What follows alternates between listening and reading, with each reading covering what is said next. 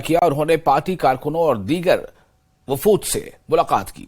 PDP सदर महबूबा मुफ्ती ने आम आदमी पार्टी लीडर संजय सिंह पर ईडी के छापों पर रद्द-ए-अमल जाहिर करते हुए कहा कि मौजूदा हुकूमत हर महाज पर नाकाम हो चुकी है और अपोजिशन की आवाज को दबाने के लिए मरकजी एजेंसियों का इस्तेमाल किया जा रहा है। उन्होंने कहा कि हुकूमत को इंडिया अलायंस से खतरा महसूस हो रहा है। महबूबा मुफ्ती जात पात की बुनियाद पर मर्दमशुमारी की भी हिमायत करती नजर आई।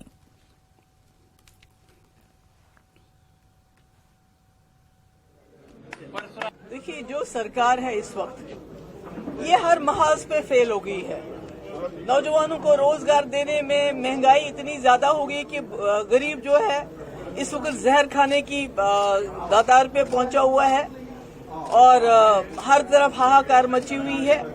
ऐसे में ईडी बीजेपी का दायां हाथ बन चुकी है, तो अपोजिशन का ये मुकाबला कर नहीं पाते हैं। खासकर जो इंडिया अलायंस बना है उससे खौफजदा हैं, डरे हुए हैं और इसलिए ईडी का इस्तेमाल करके पहले लोगों पे इल्जाम लगाते हैं। जब वही लोग बीजेपी में शामिल हो जाते हैं तो फिर वो कहते हैं ये अच्छे लोग हैं। अब तो ये एक ब्लैकमेलिंग टैक्टिक है बीजेपी का, अपोजिशन को दबाने के लिए।